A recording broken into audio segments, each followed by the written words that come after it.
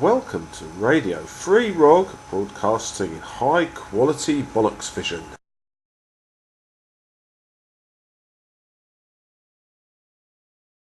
I hope all of you out there had a really fantastic Christmas, and I hope you've got a really exciting new year planned.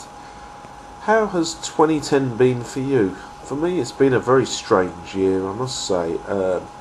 Started the year having just agreed to stand for the Lib Dems for Barnet and stood with high hopes of being able to get into the council, make a few changes. Didn't really work out. We lost Mill Hill Ward. John Hart, Brian Sharma and Suri Khatri got in for the Conservatives, and we went back to what we were doing before, which was writing blogs, making music and having a damn good time. Now, was that a bad thing?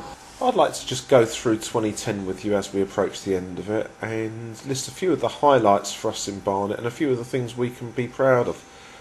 January, one of the best things to happen was Barnet Council dropped its plans to abolish sheltered housing wardens. Now, there was a big campaign, but at the end of the day, this came about because one guy, David Young, a 78-year-old guy, got a great solicitor, Yvonne Hossex, and she was able to get the whole thing struck out. And if that's not an inspiration to everyone, that it doesn't matter how old or young you are, if you're prepared to fight and stick your neck on the chopping block, the chopper doesn't come and chop your head off. So, January, sheltered housing warding. February, there was a real musical highlight. We had the world premiere of Oil City Confidential, which is the Dr. Feelgood film made by Julian Temple. Now, I don't know if the Feelgoods are your cup of tea or not, but if you like great rock and roll music, that was a great film, and the premiere was a great night. Went along with a group of mates, and we had a thoroughly spiffing time. So if you're stuck for something to do and you happen to see it on the TV, get the DVD out, check it out. It's well worth it. It's a really, really entertaining film, and there's some great music in it. So that's February. March was a very auspicious month for this blog. We published our 1000th blog, and as you might expect, it was a 1000th bloggish sort of blog. I'm proud of it. I think a few people have read the blog since it started. I think a few people enjoy it. You know, if you're a blogger, I suppose you can't ask for more than that. So that's March. April was the official launch of Sound School at Mill Hill Music Complex. This is a music project that I've helped get off the ground, along with Simon Gordon of Sound School and the YMCA at Hornsey. It's really an innovative project. We've got 5 different types of course. We've got MCing, DJing, music production, live instruments and vocals. We've run 2 courses, 2 sets of terms rather so far, and it's been really good. We've done 2 showcases, and just seeing how the young people who've been on the course have developed has probably been the highlight of the year for me. These are people who came in, were shy, had no self-confidence, most of them not in education or training, and they left giving belting performances. And I think we might see 1 or 2 of them on the TV, on some of the shows, or doing something musical in the years to come. And of that, I'm eternally proud. I think it's probably the highlight of the year. So that was April. May was a strange month for me. Stood for the Lib Dems. We lost in Mill Hill. I don't like losing. I'm pretty competitive, so it was not the greatest night of my life. But let's dwell on the good things. The best thing in May was when, along with my boy, to the Festival of Football at Bognor Regis with his team Watling FC, and competed in a really great tournament. And a bunch of boys from a really diverse background had a really great weekend. Played some good football, played some not so good football, but you know, the thing about youth football is it's about bringing people together, and we did that. And you know, again, something to be proud of. And more people need to get involved in sports. Kids need to get off their backsides and get out and play active sports, participation sports. They need to learn team skills.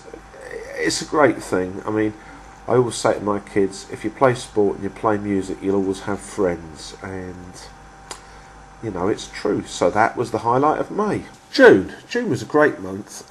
Played with the band, the False Dots, at the Purple Turtle in Camden Town with Jock McDonald's band, the Bollock Brothers. Really great night, really enjoyed it. Kicking night, played really well. If you're a rock and roller, these are the type of things that you do and you love. I never thought I'd be doing it when I was this age, but I do it still. I enjoy it still, and I think it doesn't matter how old or young you are. If there's something you like doing and brings you a lot of pleasure, do it. So June, Purple Turtle with the False Dots supporting the Bollock Brothers, who are truly great.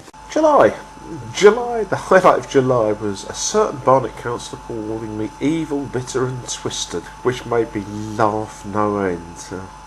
I suppose it must have been a pretty bad month after the World Cup and all that, if that was the highlight, but that was July. Evil, bitter and twisted. August was the month that Councillor Mark Shooter challenged the leader of Barnet Council, Lynn Helen, for leadership of the Conservative group. It all came to nothing, but it brought us all a lot of cheer, and just for a moment we thought sanity might prevail. Hallowed corridors of Barnet Council.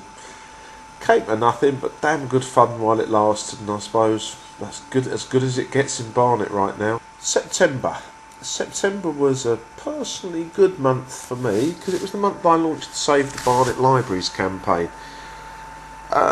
I didn't realise what I was taking on, how much time it would take, or how successful it'd be. I planned to run a stall on Mill Hill Broadway for a couple of weeks, get 500 signatures, go and embarrass Robert Rams greatly, and move on. Campaign still going, over 4,000 signatures, been given wide recognition, been featured on the BBC, in The Guardian, all sorts of things.